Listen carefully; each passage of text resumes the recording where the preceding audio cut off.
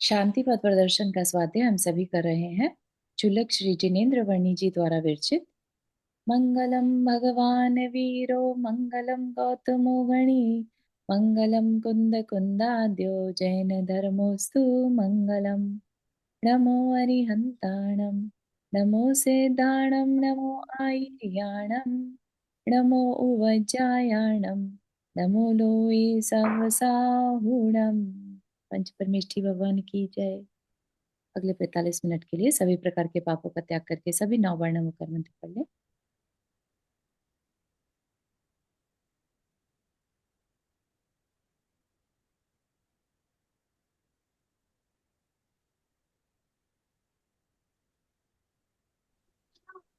हाँ हाँ। Scanning report ने हमें क्षमता दिया।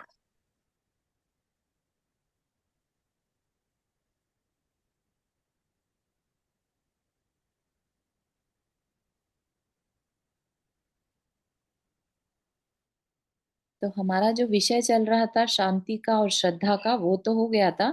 अब हमारी बात चलेगी तत्वार्थ की। तत्वार्थ वर्ड हम बहुत सुनते हैं। चारू जी, शांति पथ की जो आखिरी के 2 स्टेंजा थे उसमें से थोड़ा शॉर्ट में बोलेंगे कुछ? हाँ, ये दोनों का अच्छा, मतलब समझ में आ रहा है, पर फिर भी ऐसा लगता है कि कुछ मिस हो रहा है। अ- हाँ, इसमें हमें ज्यादा कुछ नहीं देखना है, हमें सिर्फ कंक्लूड किया है।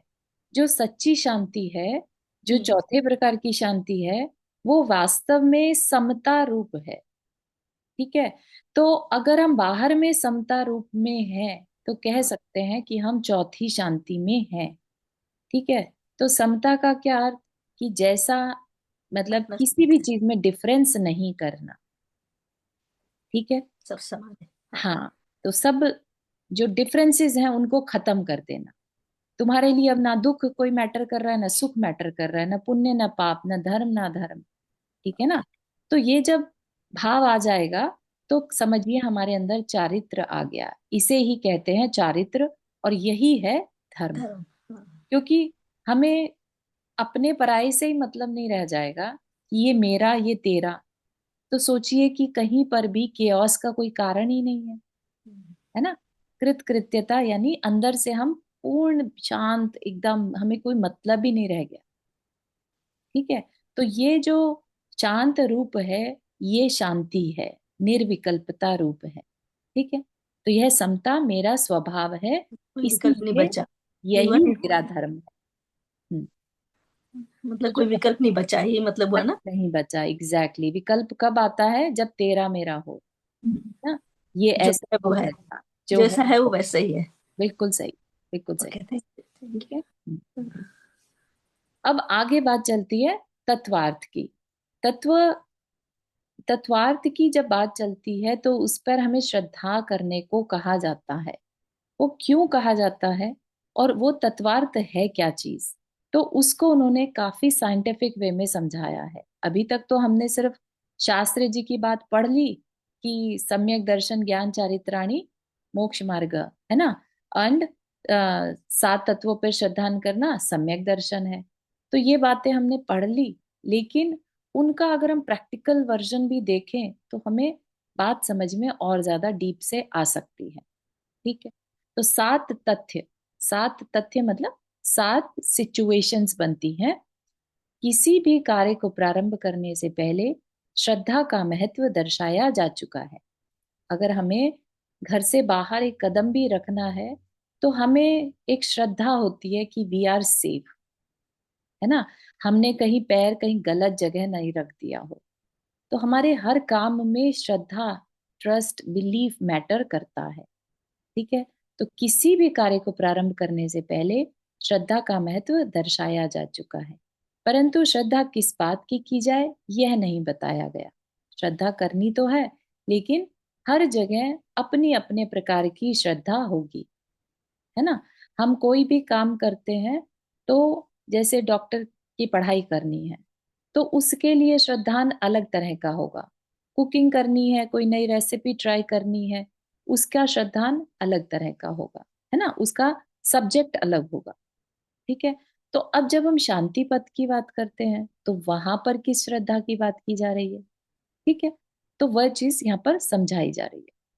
कोई पदार्थ तैयार करने के लिए एक कारखाना लगाने से पहले स्वाभाविक रीति से हमारे मन में तथा एक वैज्ञानिक के मन में 7 प्रश्न उठते हैं। स्वाभाविक रीति से मतलब कुछ भी काम अगर हमने करना है, एग्जीक्यूशन करना है, तो उसमें हमारे 7 चीजें घटित होंगी ही होंगी।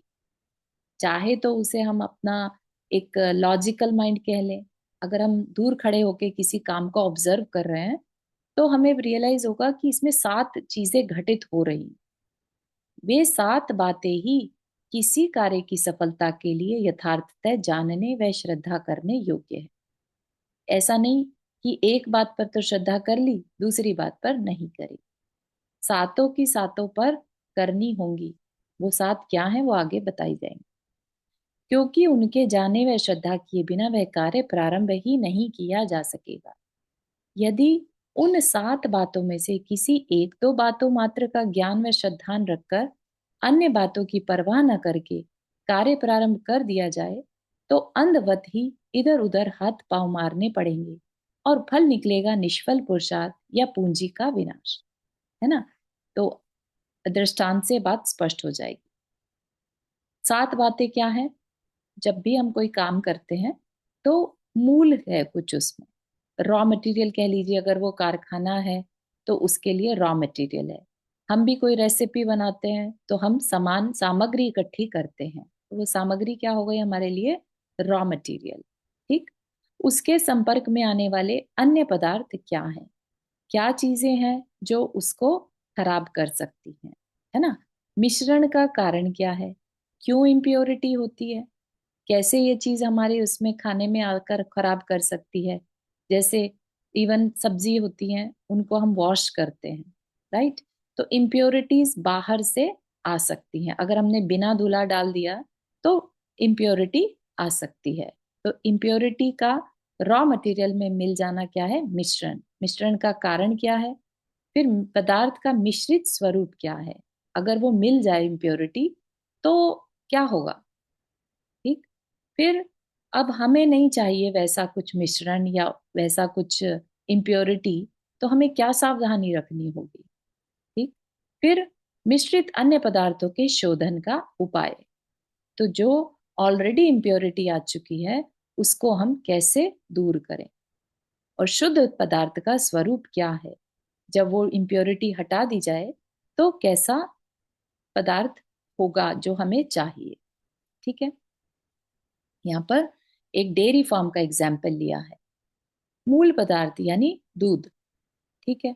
दूध, इसके साथ रहने वाला सुनिए, पानी, इसको एक बैक्टीरिया। मिनट पूछूं मैं, इसको 7 तत्व से अलग करके स्टार्ट अलग तरह से किया, इसको मतलब 7 तत्व जैसे स्टार्ट नहीं किया इसको मतलब? 7 तत्वों को ही दूसरे तरीके से एक्सप्लेन कर रहे हैं।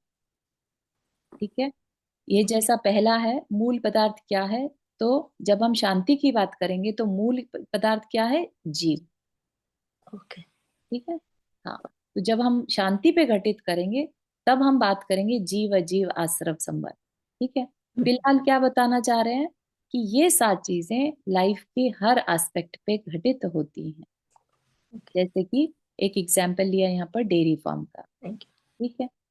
डेयरी फार्म में दूध बेचने का काम है। ठीक है, उन्हें दूध बेचना है, लेकिन दूध में बैक्टीरिया हो सकता है, राइट? तो हमें दूध पता है, मूल पदार्थ क्या है? दूध। उसमें क्या इम्प्योरिटीज हो सकती हैं? बैक्टीरिया हो सकता है, पानी की मिलावट, पानी ज्यादा हो सकता है। ठीक। फिर उस पे वर्क किया तो ये बैक्टीरिया आ कहाँ से रहा है? फिर जल व बैक्टीरिया से मिश्रित दूध का स्वरूप क्या है? अगर किसी कारण से बैक्टीरिया मिल गया दूध में तो कैसा होगा वो? उसकी क्या क्वालिटीज होंगी मिश्रित दूध की? जब बैक्टीरिया मिल जाता है तो वो दूध कैसा होगा? बैक्टीरिया की नवीन उत्पत्ति रोकने का उपाय क्या है? और पूर्व बैक्टीरिया के विनाश का तथा दुग्ध शोधन का उपाय, यानी दूध को हम पास्चराइज कैसे करें? ठीक है। तो उसको बैक्टीरिया है, उसमें से बैक्टीरिया ना आए, पहली बात उसको राइट टेम्परेचर पे रखना, या उसमें बैक्टीरिया उत्पत्ति के कोई और कारण है तो उन पे वर्क करना, राइट? और फिर नए को रोक दिया, और अगर पहले से ही दूध में बैक्टीरिया हो तो उसको भी किसी प्रोसेस से दूर करना। ठीक, तो हमें क्या मिल जाएगा? शुद्ध दूध मिल जाएगा। ठीक है, तो आप देख सकते हैं किस तरह से ये डेयरी फार्म पर अप्लाई हो रहा है। इसी तरह से हर जगह, ईच एंड एवरीथिंग। अभी अगला एग्जाम्पल ले लिया, रोग प्रतिकार। हमें कोई बीमारी हो गई, ठीक है, तो मूल क्या है? हमारी निरोगी काया। ठीक है, लेकिन अभी क्या हो गया? उसमें रोग आ गया। ठीक, फिर रोग का कारण क्या है? हमने कुछ गलत खा लिया। फिर रोग का इलाज क्या है? क्या करना चाहिए? फिर उस जो नहीं खाना चाहिए था, अब वो और ज्यादा कंज्यूम हम ना करें। अपच सेवन का निषेध, राइट। और जो बीमारी ऑलरेडी हो चुकी है उसके लिए क्या करें? तो योग्य औषधि। उससे क्या होगा? निरोगी अवस्था का स्वरूप। ठीक है, बात समझ में आ रही है? जो ओरिजिनल था उसमें मिलावट हो जाने के कारण, अशुद्धि होने से, क्या कारण है अशुद्धि का, उसका उपाय क्या है दूर करने का, उसको कैसे रोकें, और जो पहले से अशुद्धि मिल चुकी है उसको कैसे दूर करें। ठीक है, उससे क्या होगा? जो दूर कर दी अशुद्धि तो हम ओरिजिनल प्योर फॉर्म को पा सकते हैं। बात समझ में आ रही है? किस तरह से उन्होंने 7 तथ्यों को हर जगह पर लगाया। ठीक, इन्हीं 7 बातों के ज्ञान व श्रद्धान बिना कारखाना या डेयरी फार्म लगाना या रोग का दूर किया जाना संभव नहीं है। और यदि इन 7 बातों में से किसी एक दो मात्र बातों के ज्ञान व श्रद्धान के आधार पर कार्य प्रारंभ करने का दुस्साह भी कर लिया जाए तो क्या फल होगा? लाभ की बजाय हानि। क्या होगा? लेट से किसी ने डेयरी फार्म तो लगा लिया, लेकिन बैक्टीरिया के बारे में जाना ही नहीं। अब दूध बेच रहे हैं और बैक्टीरिया के साथ बेच रहे हैं। बैक्टीरिया की उत्पत्ति व उसके दूर करने का उपाय न जानने के कारण उसके प्रति सावधानी न रह सकेगी, फलतः दूध सड़ जाएगा, है ना। तो हमें जो चीज चाहिए थी वो रिजल्ट कभी नहीं आ पाएगा। क्यों नहीं आ पाएगा? क्या मिसिंग है इसमें? हमारी उसके प्रति ज्ञान नहीं है, और जो जितने भी 7 तथ्य थे उन पे श्रद्धा नहीं है। अगर हम ये कहें बैक्टीरिया कुछ होता ही नहीं है, तो क्या हमें सही रिजल्ट मिल जाएगा? नहीं मिलेगा, है ना।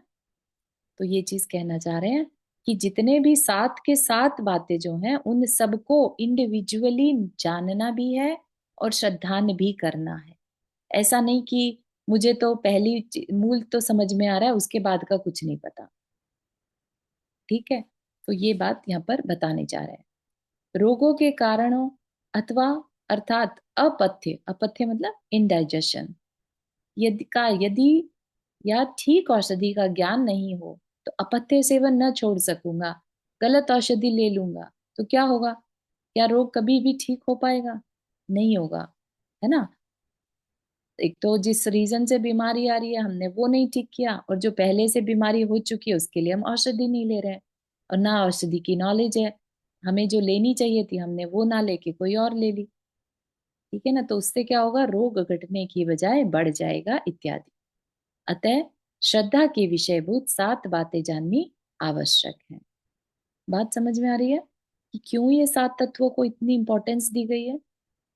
क्यों इसको तत्वार सूत्र में सेकंड सूत्र ही लिख दिया गया, तत्वार्थ श्रद्धानम सम्यक दर्शनम? अभी क्लियर हो रहा है क्योंकि क्यों आचार्य ने इतनी मेहनत करी लिखने में, बताने में?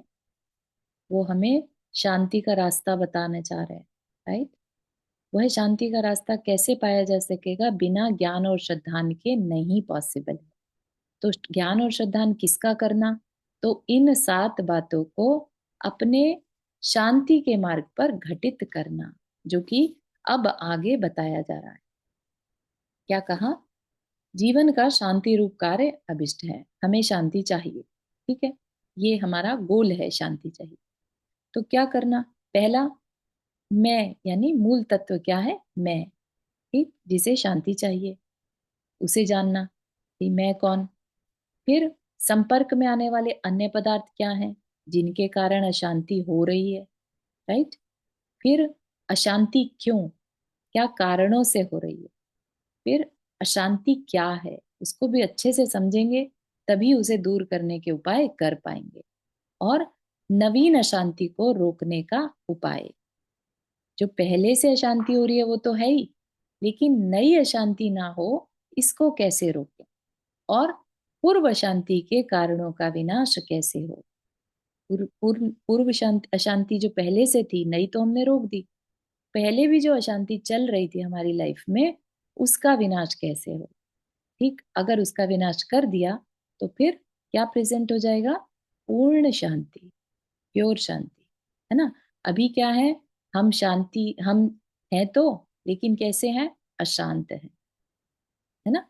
ठीक है, तो वो हमारा इम्प्योर स्टेट है। ठीक है, यहाँ तक के बात समझ में आ रही है? अगर अभी किसी से बोला जाएगा कि 7 तत्वों के बारे में बताइए, या 7 तत्व क्यों हमें जानने जरूरी है, क्यों हमें उन पे श्रद्धान जरूरी है, तो क्या अम, उस पर आप एक्सप्लेन कर पाएंगे, या एटलीस्ट मन में सोच पाएंगे कि हाँ ये इसलिए है? हाँ, क्योंकि जब अपन जिसने जिस दूध डाला उसमें पानी मिला दिया तो उसमें सब चीज मतलब जीव और अजीव मिल गए जिस तरह से, फिर उसका अपन ने मतलब, और जो बैक्टीरिया है वो उनका आश्रय हो गया, हाँ, बहुत सुंदर, बहुत और ही जब बढ़िया तरीके से आपने आश्रय बताया। हुआ तो बंद हो गया, हम्म। फिर बंद को अपने को रोकना पड़ेगा, तो अपन उसको बैक्टीरिया को मतलब रोकेंगे कैसे, उसको रोकेंगे, उसके बाद फिर जब रुक जाएगा तो वो निर्जरा हो जाएगी, बहुत बढ़िया, बहुत ही और उसके बढ़िया। बाद मोक्ष में पहुंच, मोक्ष मतलब सही आ गया, सही चीज आ गई। तो सभी को इसी तरह से याद रखना है कि जैसे जीवन में 7 तत्व हमें काम आते हैं, ऐसे ही शांति के मार्ग में भी इसके बिना पॉसिबल नहीं। ठीक है, तो आचार्य कोई भी बात बस कह दी, गाथा बना दी, सूत्र बना दिए, ऐसा नहीं है ना। वो लाइफ में अप्लाई होते हैं, इसके लिए बताया। राइट।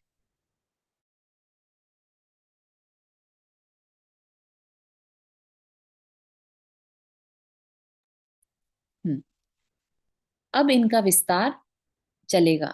ठीक है, विस्तार का ज्ञान हुए बिना श्रद्धा किस पर करेंगे? नाम मात्र जानने से तो काम चलता नहीं। तो विस्तार का ज्ञान क्यों देना चाह रहे हैं? इसलिए देना चाह रहे हैं कि हम उसको अपने अंदर में आत्मसात कर सकें। हमें राइट अवे समझ में आ जाए कि अरे, बात तो मैं शांति की कर रहा हूं, और कर रहा हूं कर्म का आश्रय, जो मेरी अशांति का कारण है। ठीक है, तो इसके लिए यहाँ पर विस्तार से एक एक बात को समझाया जाए। नाम मात्र जानने से काम नहीं चलेगा। नाम तो भले कुछ भी रख लीजिए, पर शांति पथ में उपयोगी इन उपरोक्त बातों का स्वरूप जानना अति आवश्यक है। ज्ञानी जनों ने कहीं भी अंधविश्वास करने को नहीं कहा। आगम, युक्ति व अनुभव, इन तीनों से परीक्षा करके ही स्वीकार करने का निर्देश दिया। तो अंधविश्वास करने को नहीं कहा। इवन आचार्य उमा स्वामी जी महाराज हैं, उन्होंने तत्वार सूत्र में भले ही ये बात लिख दी, लेकिन हमें क्या करना, हमने उनकी बात को सुना, फिर हमने युक्ति यानी लॉजिक लगाया, और फिर उसको एक्सपीरियंस भी किया कि वाकई में सही कह रहे हैं। ऐसा नहीं कि खाली कह दिया इसलिए मान रहे हैं। राइट। या ऐसा नहीं कि अपना लॉजिक लगाया, जो हमारे दिमाग से समझ में आया और हम उस पर चल पड़े।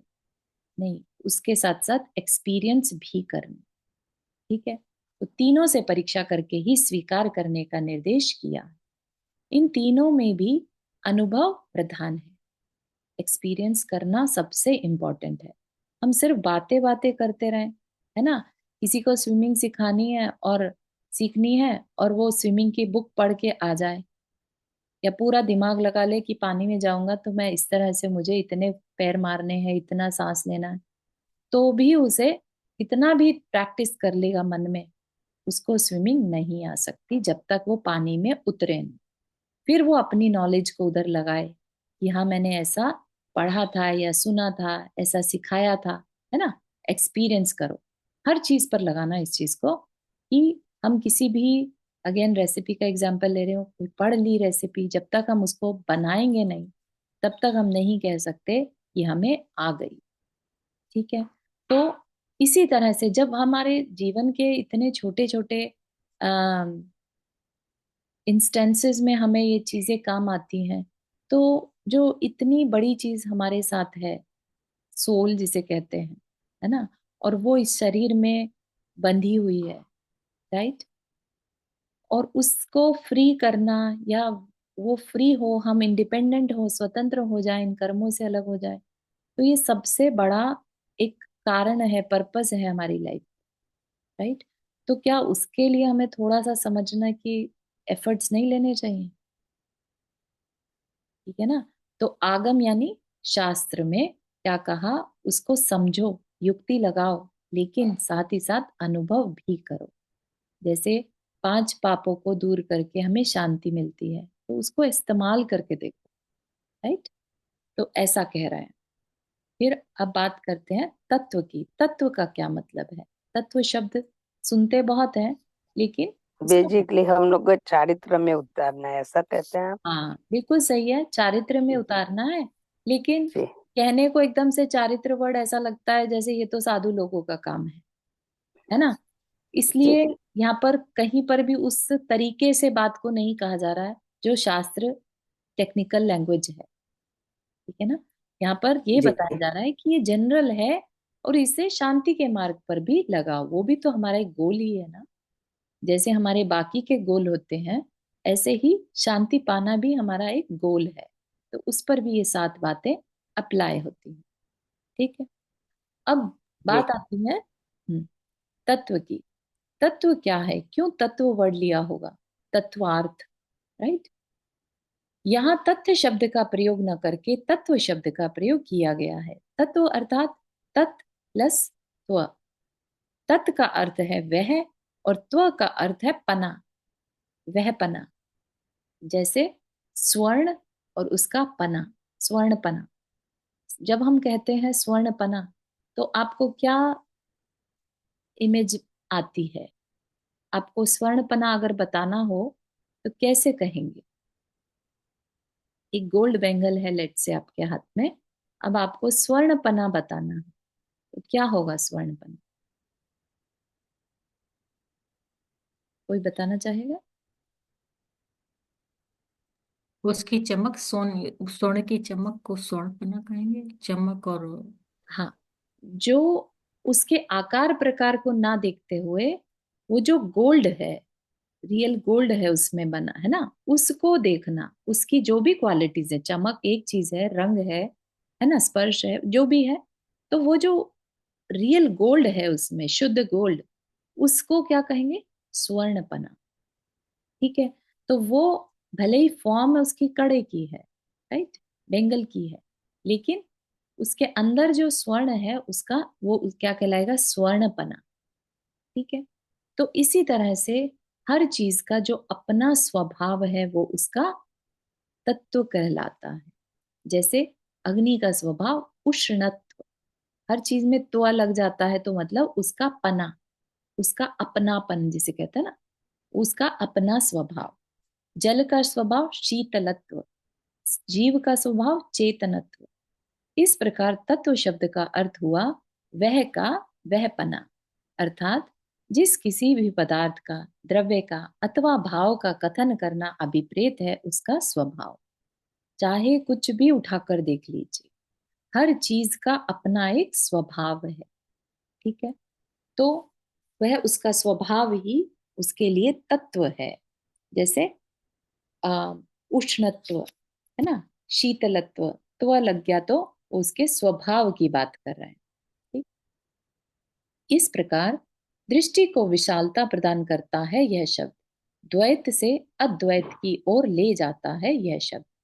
द्वैत से अद्वैत मतलब दो हैं और उनको एक, एक पना, ठीक है। अभी क्या था उस बैंगल में, हमने क्या किया? बैंगल अलग हो गई, गोल्ड अलग बता रहे हैं, राइट। लेकिन अगर हम दृष्टि बदल लें अपनी, तो हमें हर तरफ गोल्ड ही गोल्ड दिख सकता है, ठीक है। तो द्वैत से अद्वैत की ओर ले जाता है यह शब्द, उसके स्वभाव जो उससे कभी अलग नहीं हो सकता, तो उसको अद्वैत कहा। वह कैसे? सो देखिए, स्वभाव कहते हैं किसी पदार्थ की उस जातीयता को जो कि उस ही प्रकार के अनेक पदार्थों में अनुगत हो, ठीक है। तो स्वभाव कब स्वभाव कहलाएगा? जैसे गोल्ड बैंगल्स हैं, गोल्ड का नेकलेस है, गोल्ड की रिंग है, सबकी शेप अलग अलग है ना, लेकिन सबकी जाति समान है ना। तो जो जाति समान है वो उसका स्वभाव कहलाएगा। सब में स्वर्णपना है, ठीक है, स्वर्णत्व है। ठीक, ऐसे ही जैसे अनेक अग्नियों के अनुगत, अनेक अग्नियां मतलब जगह जगह अग्नि लगी है, राइट, 10 तरह के दिए जल रहे हैं, राइट। तो सब में क्या है? अग्नि तत्व जो है वो एक है, एक तरह का है, जाति उसकी एक है, तो वो उसका स्वभाव हो गया। अगर ऐसा होता कि कहीं पर तो अग्नि उष्ण होती और कहीं पर अग्नि ठंडी होती, तब हम उसको स्वभाव नहीं कह सकते थे। लेकिन आप कहीं पर भी देखिए अग्नि को, किसी भी फॉर्म में हो, चूल्हे पर जलती हुई अग्नि हो, चाहे गैस एग्जाम्पल ले लीजिए, दिए का एग्जाम्पल ले लीजिए, है ना, तो हर जगह पर अग्नि का स्वभाव सेम है। ठीक है, तो ये जो विभिन्न जाति, विभिन्न पदार्थों में उस जाति की समानता, उसका क्या प्रकट करती है? स्वभाव। ठीक है, इसी तरह से अनेक जीवों में, अनेक जीव मतलब हम आप अलग अलग जीव हैं, अलग अलग शरीर हैं, अलग अलग लोग हैं, राइट। सब में कैसा है वो जीव तत्व? अंदर में कैसा है? सब में चेतना है, राइट। तो वो उस आत्मा का क्या बन गया? स्वभाव, राइट। सबके अंदर आत्मा है और सबके अंदर एक ही गुण है, चेतनत्व। ठीक, भले ही बाहर में अलग अलग दिख रहे हैं, एक चेतन जातीय था। बात समझ में आ रही है? टफ तो नहीं लग रहा?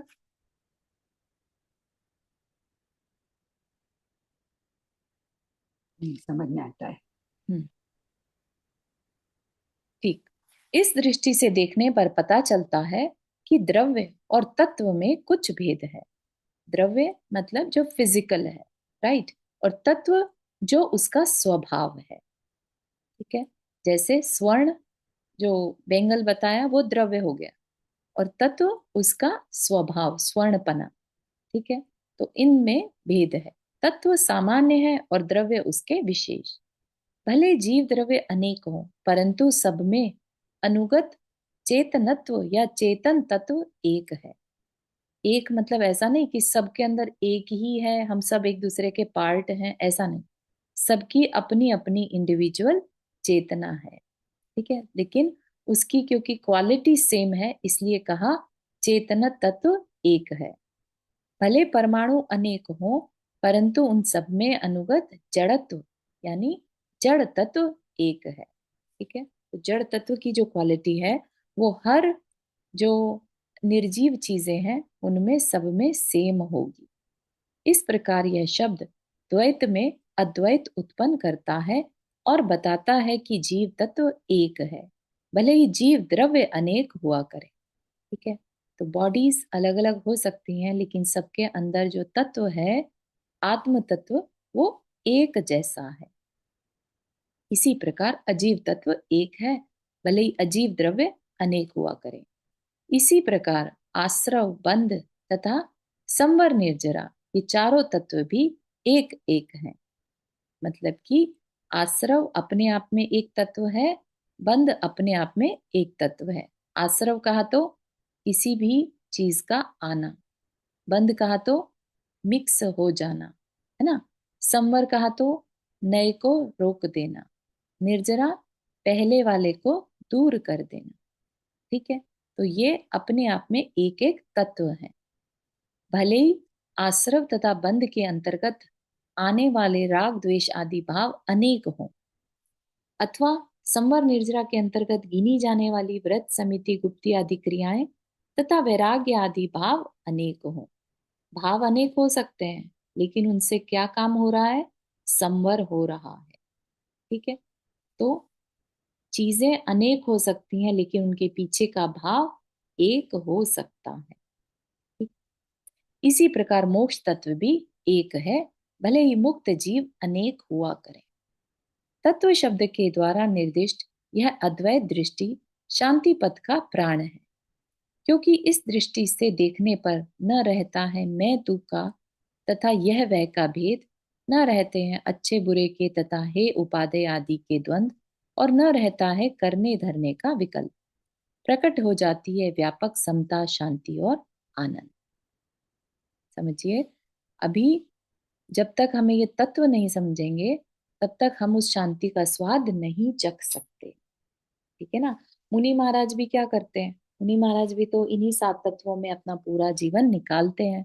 और जिस समय वो ध्यान में होते हैं, है ना, क्योंकि उन्होंने बहुत सारा संवर निर्जरा कर लिया, तो उन्हें उस शांति का वेदन हो जाता है। ठीक है ना। तो उन्होंने संवर निर्जरा क्यों करी होगी, उन्होंने अशुद्धि को समझा, अशुद्धि क्यों आ रही है, कैसे मैं इसे रोकूं, है ना, कैसे उस पहले वाली अशुद्धि को दूर करूं। उनका बस यही काम रहता है, राइट। तो उस तरीके से उस पे वर्क करने के कारण वो समता और शांति का आनंद जो है अनुभव करते हैं। ठीक है, बात समझ में आ रही है यहाँ तक? जी। हम्म। अभी इसे और थोड़ा सा एक्सप्लेन कर रहे हैं। क्यों तत्वार्थ, अभी तक किसको एक्सप्लेन किया था, तत्व को। अब अर्थ, अर्थ का मतलब हम जैसे शब्दार्थ है, राइट, कि हमने कोई शब्द कहा, रहस्य वर्ड है, इसका क्या अर्थ है, राइट।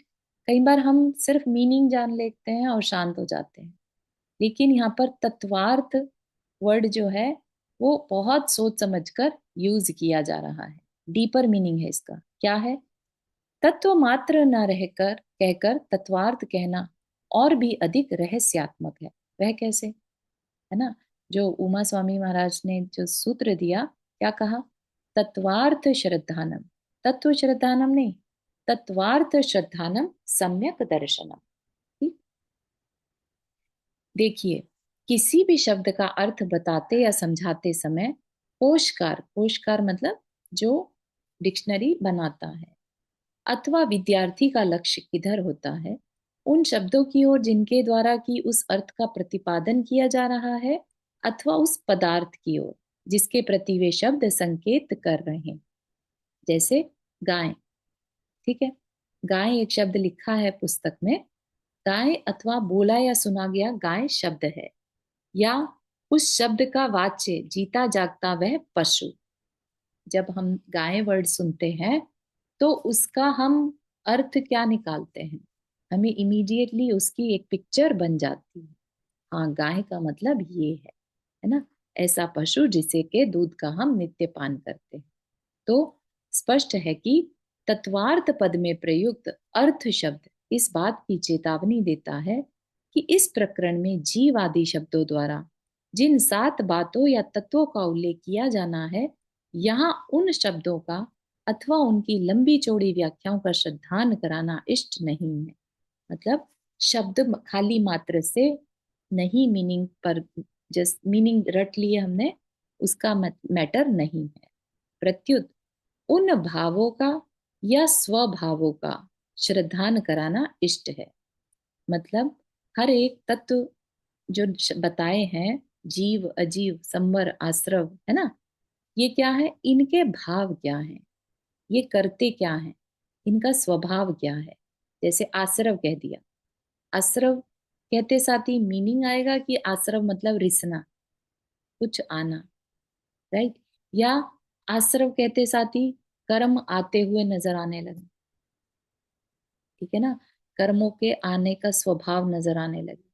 तो इतने इस लेवल पे हमें जाना होगा कि हमें वो तत्व वर्ड कहते साथ ही उसका मीनिंग दिमाग में आने लगे, उसकी शब्द एक छवि बनने लगे, है ना, कि वो करते क्या है। ठीक है।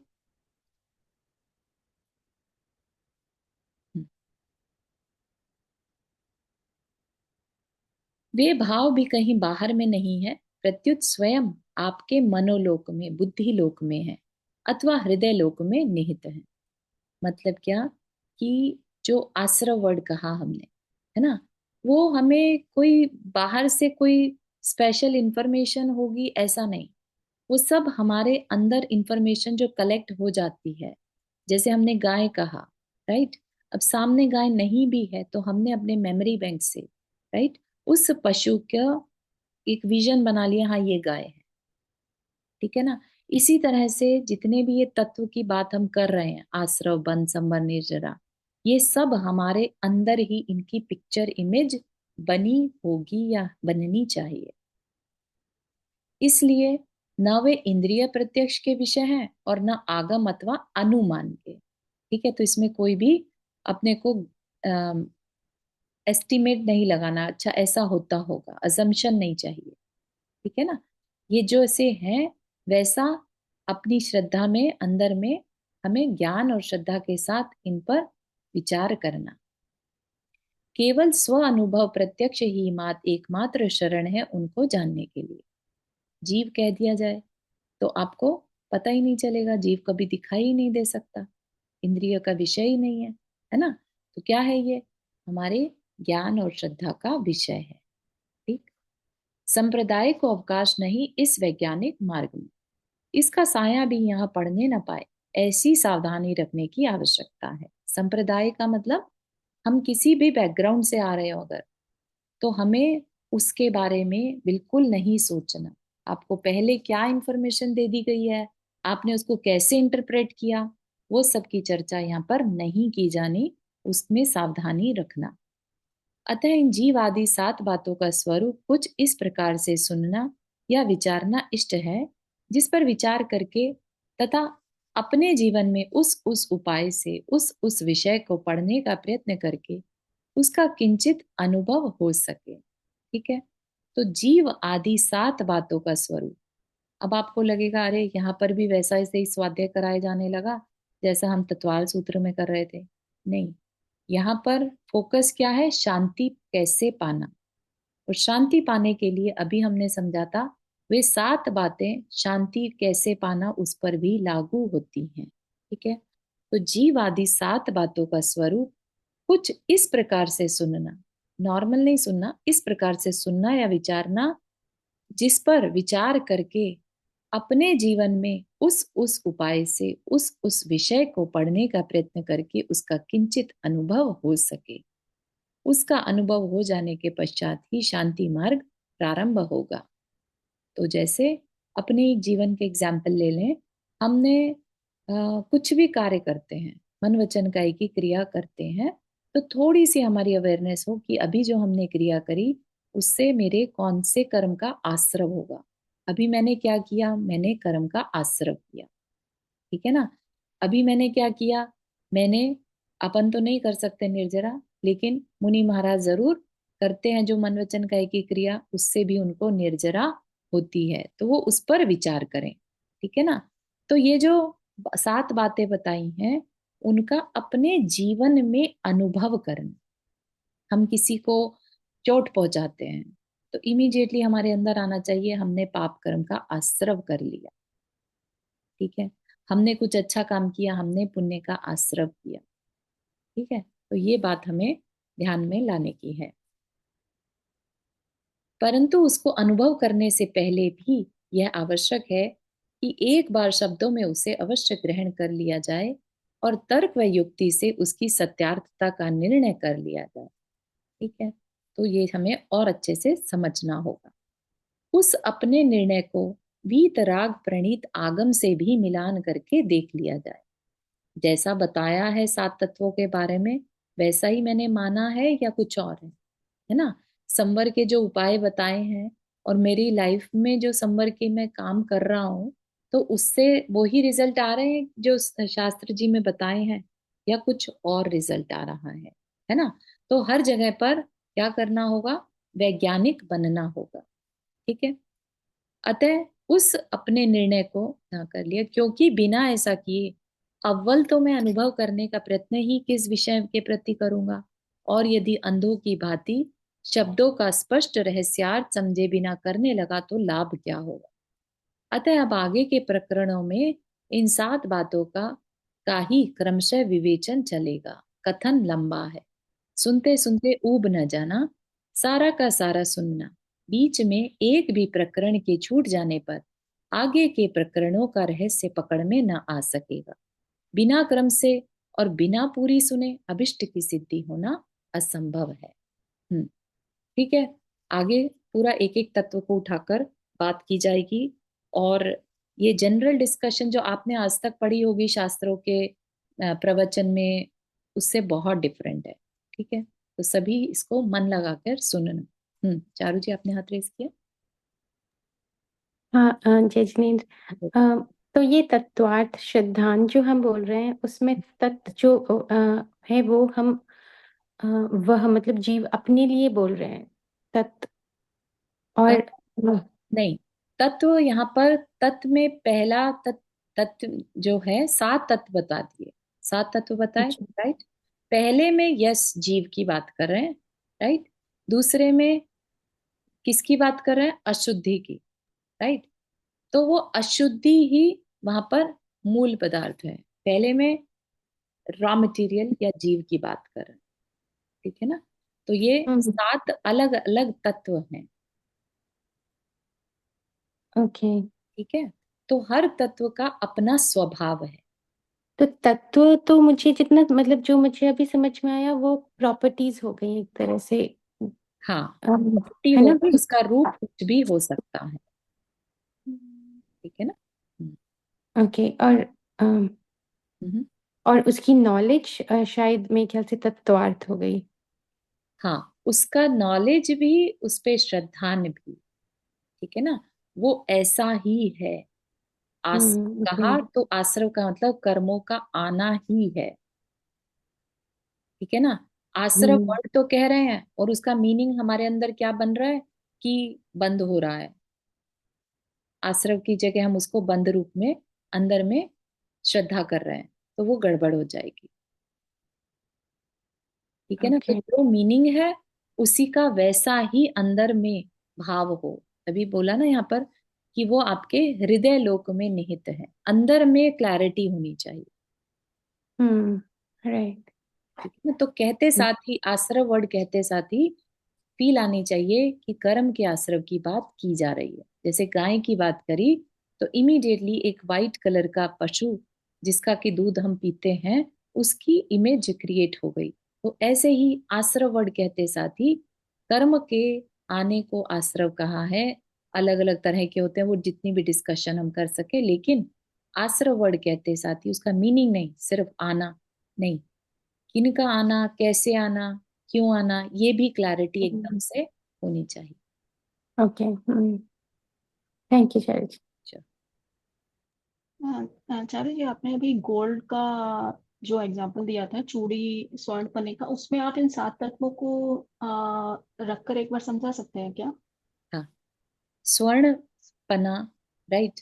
अब हमें यहाँ पर गोल क्या है, हमें सोना चाहिए, राइट। और अभी क्या है हमारे पास? बेंगल है, राइट। बेंगल को हमने शेप दे रखी है, राइट। उसमें हमने क्या डाल रखा है? कोट भी मिला रखा है, राइट। जो पहले से, अब हम क्या करेंगे, अब और खोट ना मिलाओ, और जो पहले से मिला हुआ खोट है उसे दूर कर देंगे, तो क्या हो जाएगा? हमें प्योर गोल्ड मिल जाए, ठीक है ना। यानी कि देखें तो एक तरीके से बिस्किट हुआ अजीब, हम्म। इस तरीके से चूड़ी बनाया तो वो अजीब, हाँ, बिल्कुल उसमें सही। जो खोट मिलाया यानी कि पाप, मतलब जो भी कुछ उसमें आश्रम। मिक्स किया वो आश्रव, वो ही बिल्कुल हो गया उसका बंद एक तरीके से। correct, बिल्कुल सही। और फिर संबर और खोट नहीं मिलाना, ओके। है ना। और जो हम्म पहले से खोट मिला है उसे दूर कर देना, तो हमें क्या मिल जाएगा? प्योर गोल्ड मिल निर्ज जाएगा, हम्म ठीक है ना। तो यस, ऐसे ही सब लोग ट्राई करना, अपने अपने एग्जाम्पल डे टू डे में भी ढूंढेंगे ना तो सब मिल जाएंगे। और ये 7 तत्व ही, 7 तत्वों से ही पूरा विश्व चलता है, पूरी सब क्रियाएं चलती हैं। इसलिए अपने आचार्य जो है ना, उनकी तपस्या करके ये जो कहते हैं ना नवनीत निकला है, ये जो हमें आज शास्त्र जी पढ़ने को मिल रहा है ना, ये पूरा गहन चिंतन के बाद मिला है। बहुत गजब का चिंतन है, ठीक है ना। कहीं पर नहीं मिलेगा ये चिंतन। तो इसको और समझें, है ना। और एक एक तत्व पे अपनी चर्चा आगे चलेगी। हाँ चारू जी, आपने हाथ रेस किया। मैं ऐसे ही सोच रही थी कि हम लोग एक एक एग्जाम्पल करें और शेयर करें, तो आई थिंक हम लोगों को That'll be और अच्छे से awesome. बहुत अच्छा लगेगा, और उससे ये भी पता चलेगा कि क्लैरिटी अंदर में अच्छे से बन चुकी है ना। और एक ही चीज पर नहीं, जीव पर ही नहीं लगाना, बल्कि जीवन के हर पॉइंट पर हम इन 7 तत्वों को लगा सकते हैं। ठीक है ना। रियली अमेजिंग, 7 का मतलब। ना, बहुत बहुत ही गजब की शास्त्री जी है ये शांति पथ प्रदर्शन। एक एक चीज आपको ऐसी क्लियर होगी कि लाइफ में कभी क्वेश्चन नहीं आएगा किसी चीज का, किसी भी चीज के लिए डाउट आएगा ही नहीं। ठीक है, चलिए। Thank you Jyotsna. और किसी को कोई question before we end the class? चलिए। जिनवानी स्तुति। जावानी के ज्ञान से सूझे लोकालोक, सो वाणी मस्तक धरो सदा देत दो। हे जिनवाणी भारती तो ही जपो दिन रैन, जो तेरा शरण आ गए सो पावे सुख चैन। नाव पढ़ना करना।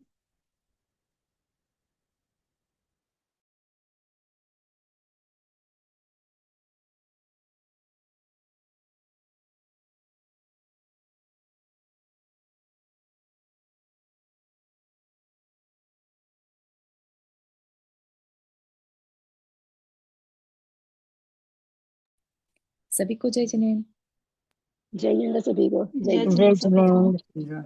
जय जिनेन्द्र सबको। जय जिनेन्द्र।